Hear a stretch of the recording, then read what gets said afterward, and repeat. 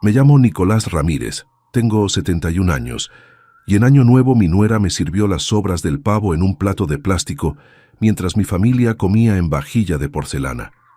«Es suficiente para ti», me dijo con esa sonrisa falsa que tanto conocía.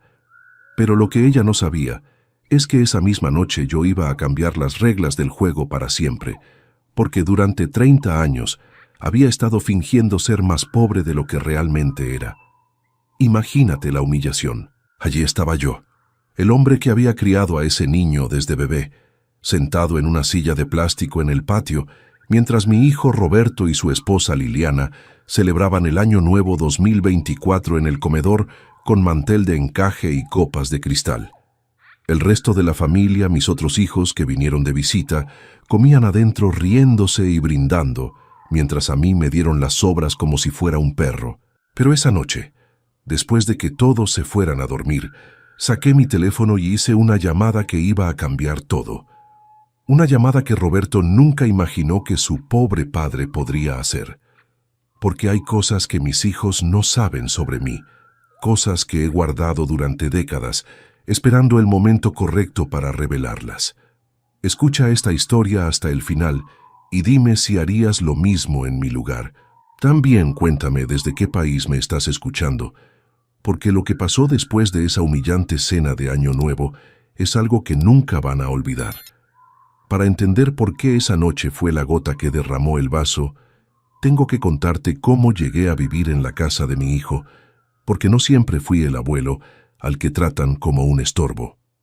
Mi historia comenzó hace 50 años, cuando llegué a esta ciudad desde una finca en el interior, con mi esposa Carmen y mis 3 hijos pequeños. Trabajé toda mi vida como mecánico en un taller que quedaba en el centro de la ciudad.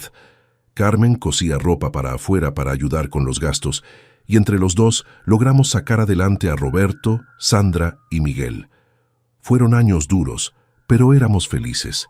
Vivíamos en una casita pequeña que alquilábamos, pero siempre soñamos con tener algo propio. Cuando Roberto tenía 15 años, Carmen se enfermó de diabetes. Los gastos médicos eran enormes, las medicinas carísimas, y poco a poco fuimos gastando todos nuestros ahorros. Tuve que trabajar doble turno, los fines de semana, hacer trabajitos extra, todo para poder pagar los tratamientos de mi mujer. Roberto era el mayor, entonces él me ayudaba en el taller después del colegio. Era un muchacho inteligente, con buenas notas, y yo soñaba con mandarlo a la universidad para que fuera ingeniero. Pero la enfermedad de Carmen consumía todo el dinero que ganábamos. Cuando Roberto cumplió 18 años, Carmen empeoró mucho. Una mañana la encontré desmayada en la cocina. La llevamos al hospital y los doctores nos dijeron que necesitaba un tratamiento especial que costaba una fortuna. Esa noche, Roberto vino a hablar conmigo. «Papá», me dijo, «yo no necesito ir a la universidad. Prefiero ponerme a trabajar para ayudarte con mamá». Ese muchacho estaba dispuesto a sacrificar su futuro por su familia. Ahí decidí que iba a hacer lo que fuera necesario para que él pudiera estudiar y Carmen pudiera curarse. Fue entonces cuando tomé la decisión más arriesgada de mi vida. Pedí un préstamo enorme al banco, usando como garantía todo lo que teníamos, incluida la casa que habíamos logrado comprar. Era un riesgo tremendo, pero sabía que era la única manera de salvar a Carmen y darle un futuro a Roberto. Con ese dinero pagué el mejor tratamiento para Carmen, y gracias a Dios se curó completamente. También pude mandar a Roberto a estudiar ingeniería en la mejor universidad de la región. Sandra y Miguel eran menores, pero ya tenía planificado cómo iba a costear sus estudios también. Trabajé como un animal para pagar ese préstamo. Me levantaba a las 4 de la mañana, trabajaba en el taller hasta las 6 de la tarde y después hacía trabajos de mecánica a domicilio hasta las 11 de la noche. Los domingos reparaba carros en mi casa. Carmen me ayudaba llevándome la comida al taller y organizando los turnos de los clientes. Roberto se recibió de ingeniero civil cuando tenía 24 años. Fue uno de los días más felices de mi vida. Hice una fiesta en la casa, invité a todos los vecinos, a mis compañeros del taller, a toda la familia. Estaba tan orgulloso de mi hijo, el ingeniero. «Mira lo que logró este muchacho», les decía a todos. Salió de una familia humilde y ahora es profesional. Después Roberto consiguió trabajo en una empresa constructora importante. Ganaba bien, muchísimo más de lo que yo había ganado jamás. Se compró un carro nuevo, ropa elegante, empezó a moverse en círculos de gente adinerada. Y conoció a Liliana. Liliana venía de una familia de clase media alta. Su padre era contador, su madre profesora universitaria. Cuando Roberto me la presentó, me pareció una muchacha educada, aunque algo distante. Pero pensé, si mi hijo la eligió, debe ser una buena persona. Se casaron cuando Roberto tenía 27 años. La boda fue elegante, en un salón de eventos que debió haber costado una fortuna. Roberto pagó todo, y yo me sentí orgulloso de que mi hijo pudiera costear una ceremonia así. Carmen y yo fuimos vestidos con nuestra mejor ropa, pero igual nos sentimos un poco fuera de lugar entre tanto lujo. Después de la boda, Roberto y Liliana se fueron a vivir a un apartamento en una zona exclusiva de la ciudad. Nosotros seguimos en nuestra casa humilde, pero no nos importaba. Estábamos felices de que nuestro hijo hubiera progresado tanto. Los primeros años todo parecía ir bien. Roberto nos visitaba seguido, almorzaba con nosotros los domingos, nos contaba de su trabajo. Liliana venía también, aunque siempre parecía un poco incómoda en nuestra casa sencilla. Sandra se recibió de enfermera y Miguel de profesor. También les ayudé con sus estudios, aunque ya no tuve que pedir préstamos. Para entonces el taller me iba muy bien y había logrado pagar todas las deudas. Mis 3 hijos eran profesionales y Carmen y yo nos sentíamos realizados como padres. Cuando Roberto tenía 30 años, él y Liliana tuvieron su primer hijo, Sebastián. Después llegó Isabela.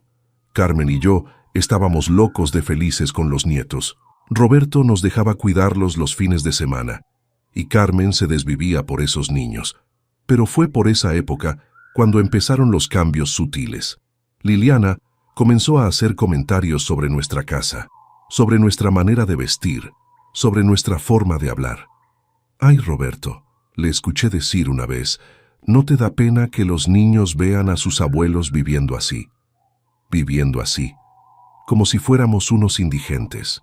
Roberto, que antes me defendía de cualquier cosa, empezó a quedarse callado cuando su mujer hacía esos comentarios.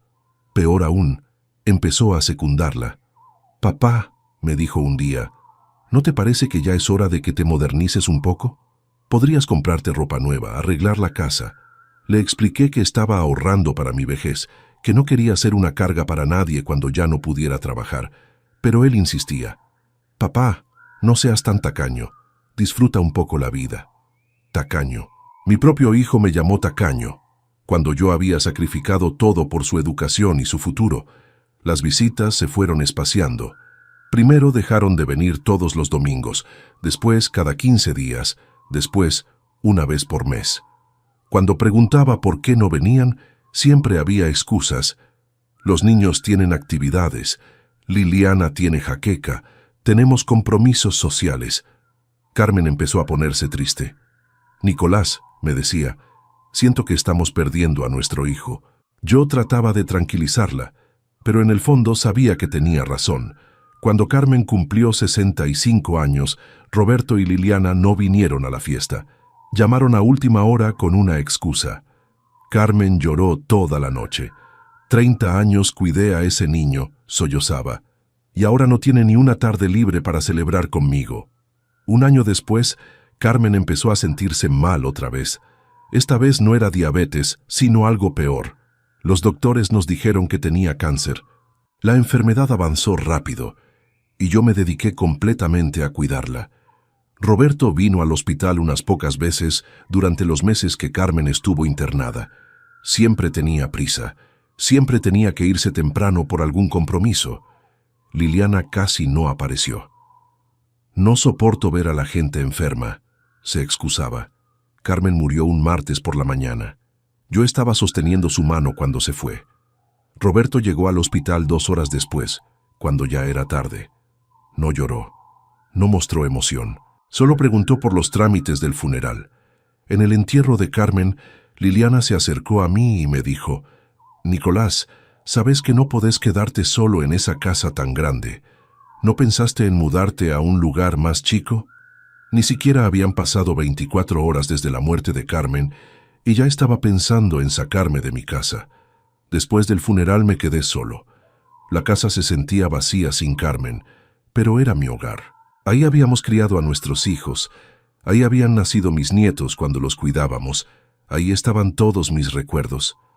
Roberto empezó a visitarme más seguido después de que murió Carmen, pero no era por cariño.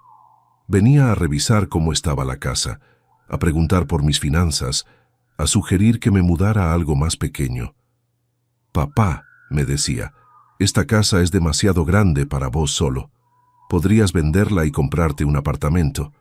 Con lo que te sobre, podrías vivir cómodamente». Siempre volvía al tema del dinero, de vender, de mudarme. Un día llegó con unos papeles. «Papá, encontré un apartamento perfecto para vos. Es pequeño, pero cómodo. Está cerca de un supermercado y de un centro médico». Cuando vi el lugar, era un cubículo horrible en un edificio viejo. «Roberto», le dije, «yo no me voy a mudar ahí. Esa no es una casa, es una celda». «Papá, no seas necio. A tu edad no necesitas tanto espacio». A mi edad, como si tener 70 años me hubiera vuelto incapaz de decidir dónde vivir. Fue entonces cuando Liliana tuvo su gran idea. «Nicolás», me dijo un domingo, «¿por qué no te venís a vivir con nosotros? Podés quedarte en el cuarto de huéspedes. Así estás acompañado y nosotros te cuidamos». Sonaba generoso, pero yo conocía a Liliana. Nada de lo que hacía era por generosidad. «No quiero molestar», le dije. «Yo estoy bien en mi casa». Pero ella insistió, y Roberto también. «Papá, es lo mejor. Vas a estar con la familia, con los nietos, y nosotros vamos a estar tranquilos sabiendo que estás bien cuidado». Durante 3 meses me resistí, pero ellos siguieron insistiendo. Roberto empezó a visitarme todas las semanas, algo que no había hecho en años. Me traía comida, me ayudaba con las compras, se mostraba súper atento. «¿Ves, papá? Así sería todos los días si vinieras a vivir con nosotros». Finalmente acepté, pero con una condición. «Voy a alquilar mi casa», les dije. «No la vendo. Si en algún momento no me siento cómodo con ustedes, me vuelvo». Roberto accedió rápidamente, tal vez demasiado rápidamente. Me mudé a la casa de Roberto y Liliana en marzo del año pasado. Al principio todo parecía ir bien. Tenía mi cuarto, mis cosas, mis horarios. Los nietos estaban contentos de tener al abuelo cerca. Sebastián, que ya tenía 15 años, me contaba de sus estudios. Isabela, de 12, me mostraba sus dibujos. Pero de a poco las cosas empezaron a cambiar. Primero fueron comentarios sutiles. «Nicolás, ¿podrías no ver televisión tan temprano? Los niños necesitan concentrarse para hacer la tarea». «Nicolás, ¿podrías comer más despacio? El ruido de los cubiertos molesta». Después vinieron las reglas. No podía usar la cocina antes de las 8 de la mañana porque Liliana necesitaba preparar el desayuno en silencio. No podía bañarme después de las 8 de la noche porque el ruido del agua molestaba. No podía invitar visitas sin avisar con 3 días de anticipación. Las comidas se volvieron un tormento. Mientras la familia comía asado, pollo, pescado, a mí me daban siempre la parte más barata, las sobras, los huesos. «Es que a tu edad no podés comer tanta grasa», me decía Liliana.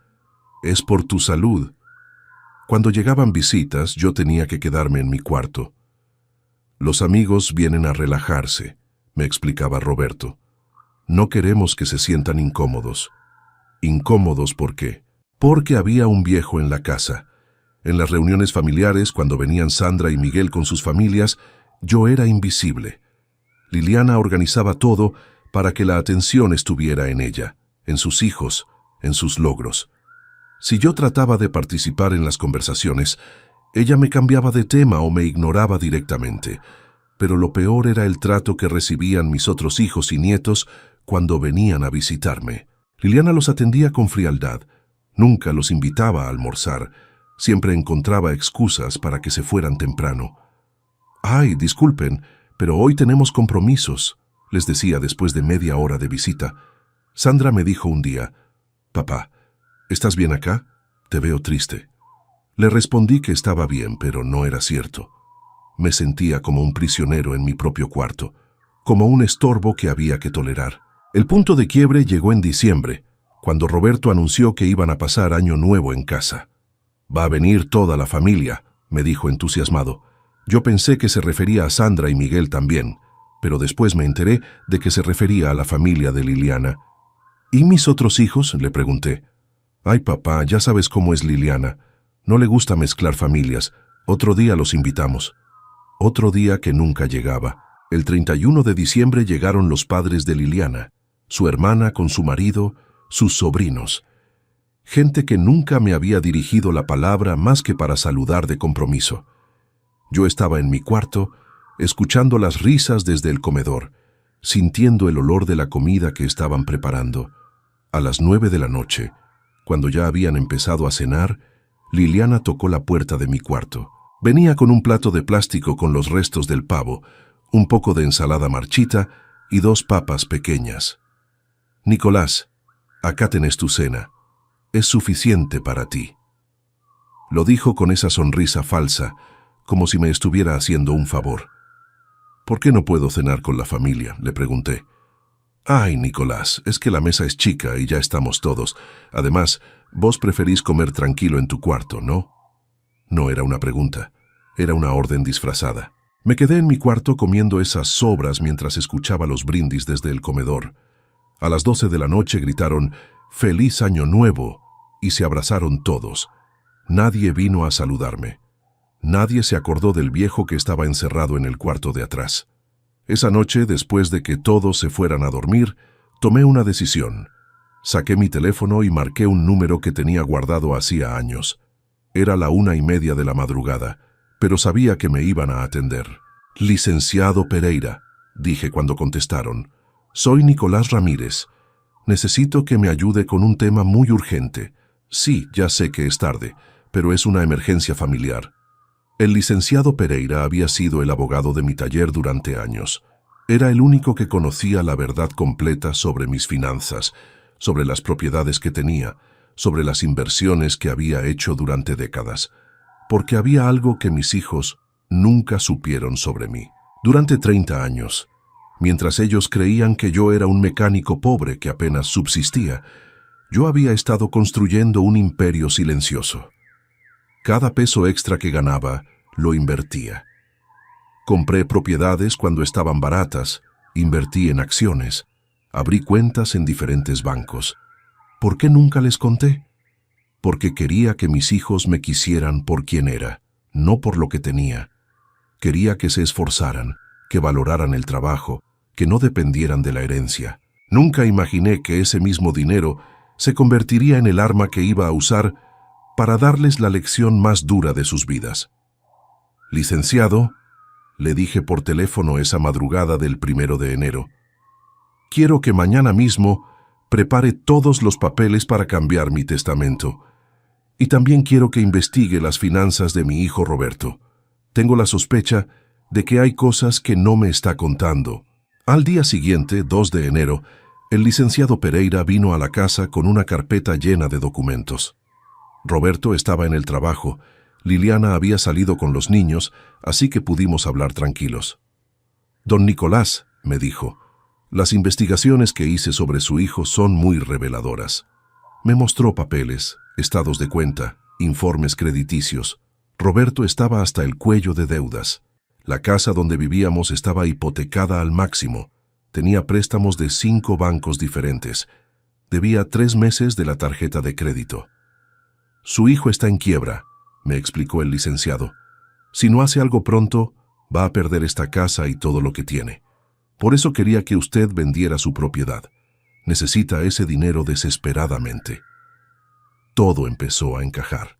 La insistencia en que me mudara con ellos, las presiones para que vendiera mi casa, el trato despectivo para que me sintiera tan mal que quisiera irme y dejarles algún dinero.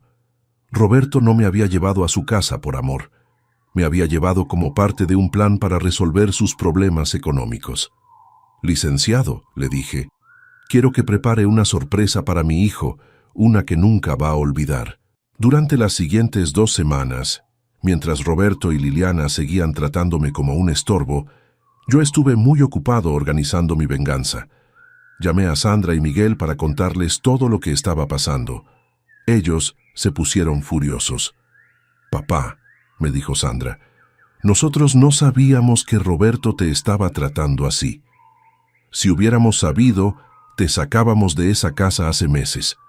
Miguel agregó, «Ese desgraciado se cree mejor que nosotros porque gana más plata, pero resulta que ni eso».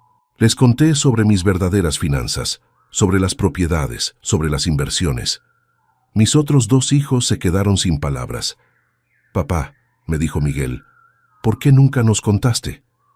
«Porque quería que ustedes me quisieran por quien soy, no por lo que tengo, y ustedes me demostraron que me quieren de verdad».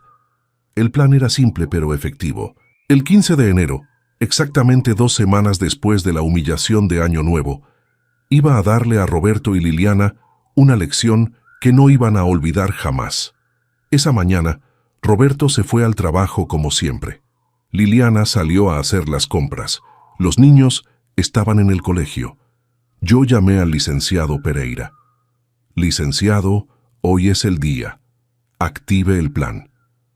A las 10 de la mañana llegó el primer camión de mudanza. Después llegó el segundo. Los empleados tenían órdenes muy específicas sobre qué sacar y qué dejar. Sacaron todas mis pertenencias, todos mis muebles, toda mi ropa. En 3 horas, mi cuarto quedó completamente vacío. A las 12 del mediodía, llegó el licenciado con una carpeta de documentos. A las 12:30 llegaron Sandra y Miguel con sus familias. A la 1 llegó un oficial de justicia. Todo estaba perfectamente coordinado. Cuando Roberto llegó a las 5 de la tarde, se encontró con una escena que nunca había imaginado. Yo estaba sentado en el living, pero ahora era yo el que tenía el control de la situación. «Papá», me dijo cuando me vio, «¿qué está pasando?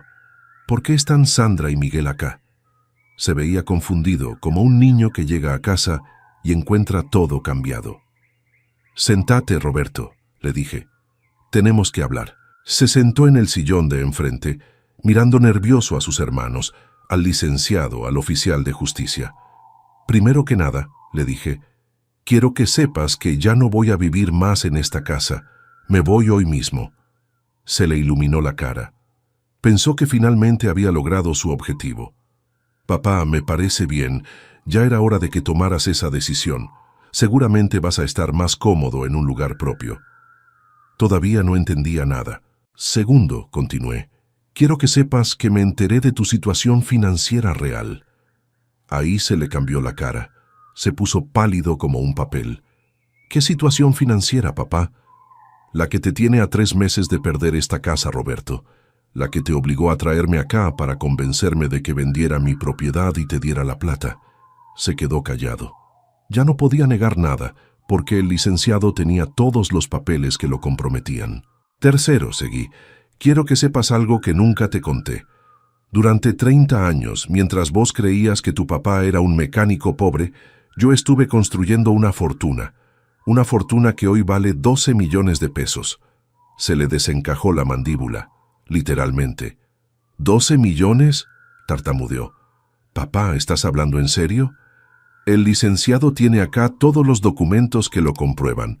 Propiedades, inversiones, cuentas bancarias, todo legal, todo declarado, todo mío». El licenciado asintió y puso la carpeta sobre la mesa. Roberto miró los papeles como si fueran extraterrestres. «Papá, pero ¿por qué nunca me contaste?» «Porque quería que me quisieras por quien soy, no por lo que tengo. Quería que te esforzaras, que valoraras el trabajo, que fueras una persona decente por convicción propia. Papá, yo te quiero por quien sos». «¿En serio, Roberto? ¿Me querés cuando me das las sobras en plato de plástico? ¿Me querés cuando me prohibís usar la cocina? ¿Me querés cuando me encerrás en mi cuarto para que tus amigos no se sientan incómodos?» Se tapó la cara con las manos. «Papá, yo puedo cambiar. Podemos arreglar todo esto. Roberto, hay cosas que no se arreglan con pedir perdón.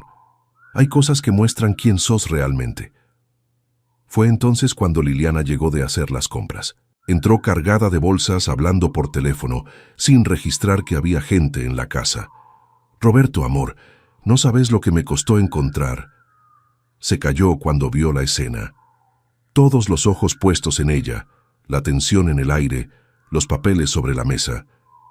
«¿Qué pasa acá?», preguntó con esa voz chillona que usaba cuando estaba nerviosa. «¿Por qué están todos?». Roberto la miró como si la viera por primera vez. «Liliana, mi papá se va». «Ah, qué bueno», dijo ella, sin pensarlo 2 veces. Ya era hora. No preguntó por qué, no mostró tristeza, no fingió siquiera que le importaba. Su reacción automática fue de alivio. «Liliana», le dije, «antes de irme quiero agradecerte algo. Quiero agradecerte que me hayas tratado tan mal durante estos meses, porque así pude ver quién sos realmente». «¿Yo te traté mal?» «Nicolás, vos estás exagerando». «¿Exagerando? ¿Darme las sobras en plato de plástico es exagerar? ¿Encerrarme en mi cuarto en Año Nuevo es exagerar?». Roberto la miró con una cara que yo nunca le había visto.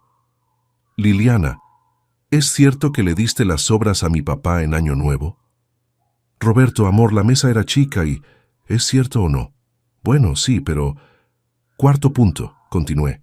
«Mi testamento original dejaba todo dividido en 3 partes iguales para mis 3 hijos.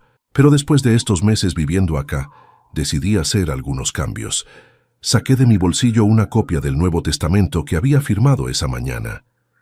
Roberto, tu parte ahora es del 5%. Sandra y Miguel se reparten el 90% restante. El 5% que te queda es para tus hijos, mis nietos, pero en un fideicomiso que van a poder tocar cuando cumplan 25 años. Roberto se puso de pie como si le hubieran dado una descarga eléctrica. «Papá, no podés hacer eso. Yo soy tu hijo también». «Sí, Roberto, sos mi hijo. Pero Sandra y Miguel me demostraron que además de ser mis hijos, son buenas personas. Vos me demostraste lo contrario». Liliana empezó a gritar.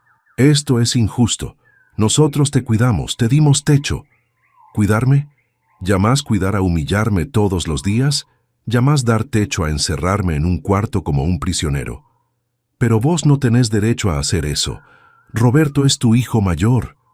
«Liliana», le dije con calma, «yo tengo derecho a dejar mi plata a quien se me dé la gana, y decidí dejársela a la gente que me trata con respeto». Roberto trató de acercarse a mí. «Papá, por favor, reconsidera. Yo puedo cambiar. Te prometo que todo va a ser diferente». «Roberto, hay cosas que no se prometen. Hay cosas que se demuestran, y vos ya me demostraste quién sos». «Pero papá, ¿qué voy a hacer? La casa, las deudas, los préstamos». «Lo mismo que hubiera tenido que hacer si yo hubiera sido realmente pobre, hijo. Arreglártela solo». Fue entonces cuando llegaron los nietos del colegio. Sebastián e Isabela entraron corriendo como siempre, pero se frenaron en seco cuando vieron todo el movimiento. «Abuelo», me dijo Isabela, «¿por qué hay tanta gente acá?». «Mis amores», les dije, «el abuelo se va a mudar». «¿Por qué, abuelo? ¿Hicimos algo malo?». Se me partió el corazón. Esos chicos no tenían culpa de nada, eran víctimas de sus padres, igual que yo. «No, mis amores, ustedes no hicieron nada malo. Es que el abuelo necesita su propio espacio». Sebastián, que ya tenía 15 años y entendía más, me miró con cara de sospecha. «Abuelo, ¿mis papás te trataron mal?». Era un chico inteligente, había visto cosas, había escuchado conversaciones. «Sebastián, los grandes a veces cometemos errores. Lo importante es que ustedes sepan que el abuelo los quiere mucho y siempre va a estar ahí para ustedes». Le di un abrazo fuerte, a Isabela también. «¿Cuándo te vamos a ver, abuelo?». «Muy pronto, mi amor. El abuelo va a tener una casa nueva donde ustedes van a poder venir a visitarlo siempre que quieran». Roberto y Liliana miraron esa escena sin entender que estaban perdiendo mucho más que dinero. Estaban perdiendo el respeto de sus propios hijos. El licenciado se levantó y extendió unos papeles hacia Roberto. «Señor, acá están las notificaciones oficiales sobre el Nuevo Testamento. También están los datos del nuevo domicilio de su padre, por si necesita contactarlo». Roberto tomó los papeles con manos temblorosas. «¿A dónde te vas a ir, papá?». «A la casa que compré ayer en el Country Los Sauces. 5 dormitorios, parque con pileta, quincho, todo lo que necesito para recibir a mis otros hijos y a mis nietos cuando quieran venir». ¿Compraste una casa ayer? ¿Con parte de los 12 millones que tengo ahorrados? Sí. La pagué al contado. Liliana se desplomó en el sillón. La realidad de lo que habían perdido empezó a golpearla. Pero Nicolás balbuceó. Vos siempre dijiste que no tenías plata. Nunca dije que no tenía plata, Liliana. Simplemente no la exhibía. Hay una diferencia.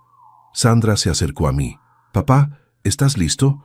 Los chicos te están esperando en la casa nueva. Mis otros nietos, los hijos de Sandra y Miguel, me habían preparado una bienvenida en mi nueva casa. Chicos que sí sabían lo que era el respeto por los abuelos. Sí, hija, estoy listo. Me levanté y caminé hacia la puerta. Roberto me siguió. Papá, no te vayas así. Hablemos, por favor. Me di vuelta y lo miré por última vez como si fuera mi hijo. Roberto, durante 70 años viví sin exhibir la plata que tenía. Los próximos años que me queden, los voy a vivir disfrutando esa plata con gente que me quiere de verdad. Papá, yo te quiero de verdad. Roberto, el amor se demuestra con hechos, no con palabras. Salí de esa casa llevando solamente una certeza. Había criado a un hijo exitoso profesionalmente, pero había fracasado en criarlo como persona. Y esa realización dolía más que todas las humillaciones que había soportado.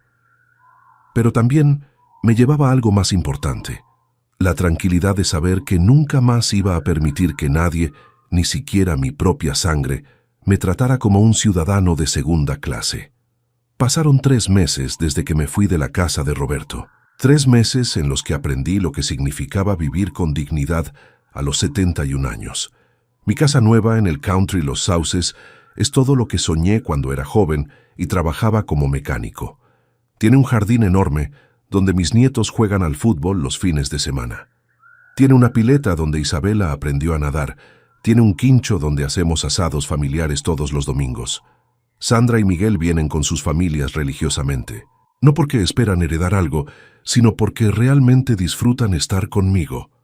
Mis otros nietos me ayudan a cuidar el jardín, me enseñan a usar el teléfono nuevo, me cuentan de sus estudios sin que yo tenga que rogar por su atención. Contraté a Marta, una señora de 50 años que viene 3 veces por semana a ayudarme con la casa. Es viuda, tiene 2 hijos universitarios, y cuando le conté mi historia, me dijo algo que me marcó.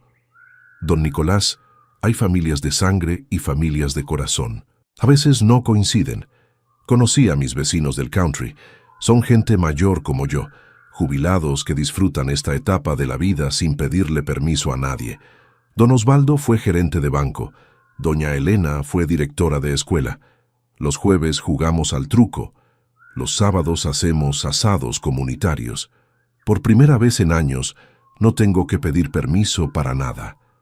Me levanto cuando quiero, como lo que se me antoja, invito a quien tengo ganas de ver. Si quiero ver televisión hasta las 3 de la mañana, lo hago. Si quiero desayunar a las 11, lo hago. Es mi casa, son mis reglas. Con parte de mi dinero, abrí una cuenta especial para la educación de mis nietos. Todos van a poder estudiar en las mejores universidades sin que sus padres se endeuden como yo tuve que hacer. Pero esa plata viene con una condición, que sean buenos estudiantes y buenas personas. También doné dinero al hospital donde trataron a Carmen, para que otras familias humildes puedan acceder a los mejores tratamientos.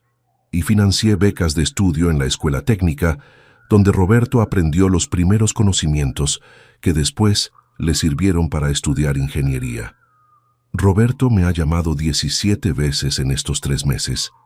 Las primeras llamadas eran para pedirme perdón, para suplicarme que reconsidere el testamento. Papá, entendí todo. Me di cuenta de mis errores. Dame una oportunidad de demostrarte que puedo cambiar. Las llamadas del medio eran para contarme sus problemas. Papá, el banco me está ejecutando la hipoteca. Van a rematar la casa. Papá, Liliana está desesperada. Dice que es culpa mía haber perdido la herencia. Las últimas llamadas han sido diferentes. Papá, Liliana se fue, se llevó a los chicos y se fue a vivir con sus padres. Dice que no puede estar casada con un fracasado. Papá, perdí el trabajo. La empresa está recortando personal y como tengo problemas financieros, decidieron despedirme. En la última llamada me dijo algo que me sorprendió. Papá, ahora entiendo lo que significaba trabajar duro para mantener a la familia. Por primera vez en mi vida estoy solo, sin plata, sin trabajo, sin mujer. Ahora entiendo lo que vos hiciste por nosotros cuando éramos chicos. Le respondí. Roberto, hay lecciones que duelen, pero son necesarias. A los 43 años estás aprendiendo lo que yo aprendí a los 20. Mejor tarde que nunca. Sebastián e Isabela vienen a visitarme todos los sábados. Los voy a buscar a la casa de los padres de Liliana y los traigo acá. Pasan el día conmigo, almorzamos juntos, hacemos los deberes, jugamos en el jardín. A las 7 los llevo de vuelta. Sebastián me dijo hace 2 semanas, abuelo, papá está muy triste, llora todas las noches. ¿Y vos qué pensás de todo esto, Sebastián?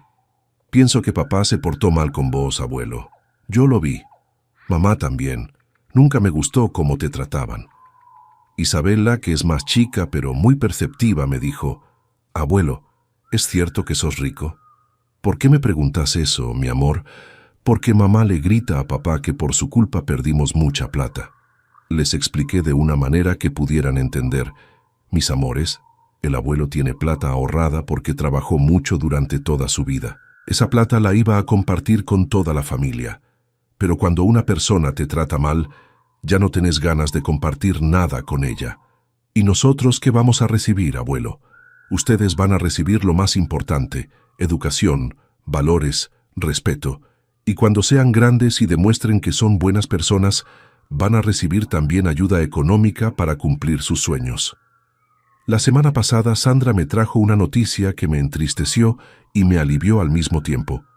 Papá, Roberto vendió la casa. No le alcanzó para pagar todas las deudas, pero al menos no está más en quiebra. ¿Y a dónde se fue a vivir? Alquiló un departamento de 2 ambientes en el barrio donde vivíamos cuando éramos chicos. Está trabajando como empleado en una empresa de construcción, ganando lo mismo que ganaba vos cuando eras mecánico. Es curioso cómo la vida te da vueltas. Roberto, que se avergonzaba del barrio humilde donde creció, ahora está viviendo ahí otra vez. Roberto, que se creía superior por ser ingeniero, ahora está trabajando como empleado después de haber sido jefe. Miguel me visitó ayer y me dijo algo que me hizo reflexionar. Papá, ¿no te parece que Roberto ya pagó suficiente por sus errores? Miguel, no es que quiera ver sufrir a Roberto, es que hay cosas que no se perdonan solamente porque la persona se quedó sin plata. Pero papá, es tu hijo, y los chicos necesitan a su papá estable. Los chicos siempre van a tener al abuelo como respaldo. En cuanto a Roberto, cuando demuestre que realmente cambió, no por necesidad, sino por convicción, entonces podremos hablar. Ayer por la noche, después de que se fueran Miguel y su familia, me senté en el jardín a tomar mate y a pensar en todo lo que había pasado en estos últimos meses. La luna estaba llena y el jardín se veía hermoso bajo esa luz plateada. Pensé en Carmen, en cómo le habría gustado ver este lugar, ver a sus nietos corriendo por el césped, chapoteando en la pileta. Carmen, le dije al viento, ojalá pudieras ver lo que tu viejo logró. Ojalá pudieras ver que al final aprendí a valorarme. A veces hablo con ella cuando estoy solo. Le cuento sobre mis días, sobre los nietos, sobre las decisiones que tomo. Sé que puede sonar extraño, pero siento que me escucha desde algún lugar. Y estoy seguro de que aprobaría lo que hice con Roberto. Carmen siempre fue una mujer de carácter fuerte, nunca toleró las faltas de respeto. Recordé una conversación que tuvimos años atrás, cuando Roberto recién se había casado con Liliana. Nicolás, me había dicho Carmen, esa muchacha no me gusta nada. Tiene una manera de mirarnos que no me convence. Yo había defendido a Liliana en ese momento, pensando que Carmen estaba siendo demasiado susceptible. Qué equivocado estaba. ¿Me arrepiento de haber tomado la decisión que tomé? No. Roberto necesitaba una lección que las palabras nunca le iban a dar.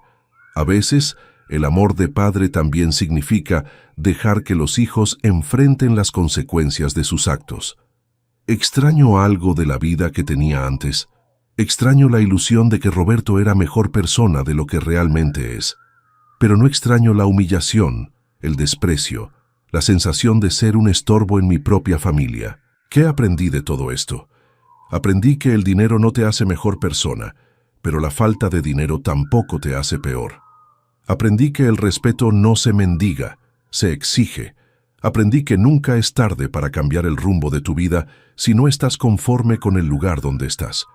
Esta mañana, mientras desayunaba en mi jardín viendo cómo mis nietos jugaban en la pileta, recibí una llamada inesperada. Era Roberto, pero esta vez sonaba diferente. «Papá», me dijo, «no te llamo para pedirte plata ni para pedirte perdón otra vez. Te llamo para contarte que conseguí un trabajo nuevo. Un trabajo donde me valoran por lo que sé hacer, no por mi apellido ni por mis contactos». «Me alegra escuchar eso, Roberto. Papá, también quiero contarte que empecé terapia psicológica. Necesito entender por qué me convertí en una persona tan soberbia, tan despreciativa con la gente que me quiere». Era la primera vez que lo escuchaba hablar así, sin excusas, sin justificaciones, sin echarle la culpa a otros. «Papá, sé que perdí el derecho a pedirte algo, pero hay algo que necesito decirte. Necesito que sepas que estoy orgulloso de ser tu hijo, orgulloso del hombre trabajador y digno que sos. Y necesito que sepas que voy a pasar el resto de mi vida tratando de ser digno de llevarte tu apellido». Se me quebró la voz. «Roberto, eso es lo único que siempre quise escucharte decir. ¿Significa que hay alguna posibilidad de que me perdones?» «Roberto, el perdón se gana con hechos, no con palabras, pero el hecho de que estés hablando así me dice que tal vez hay esperanza». Colgamos después de una hora de conversación. La primera conversación real que habíamos tenido en años.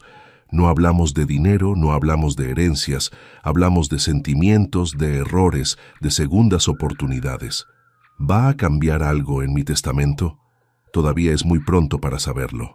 Roberto necesita demostrar que su cambio es real y duradero, no una estrategia desesperada para recuperar la herencia. Pero por primera vez en meses siento algo parecido a la esperanza. La esperanza de que tal vez, solo tal vez, no haya perdido a un hijo para siempre. Vos que me escuchaste hasta acá, vos que me acompañaste en esta historia que me cambió la vida, quiero decirte algo importante. Si hay alguien en tu familia que te trata mal, que te falta el respeto, que te hace sentir que sos menos importante, no lo permitas.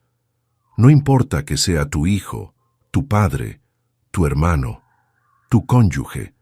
Nadie tiene derecho a lastimarte solo porque puede hacerlo. El amor verdadero se demuestra con respeto, con consideración, con gestos pequeños todos los días. El amor verdadero no humilla, no desplaza, no hace sentir mal al otro para sentirse mejor uno mismo.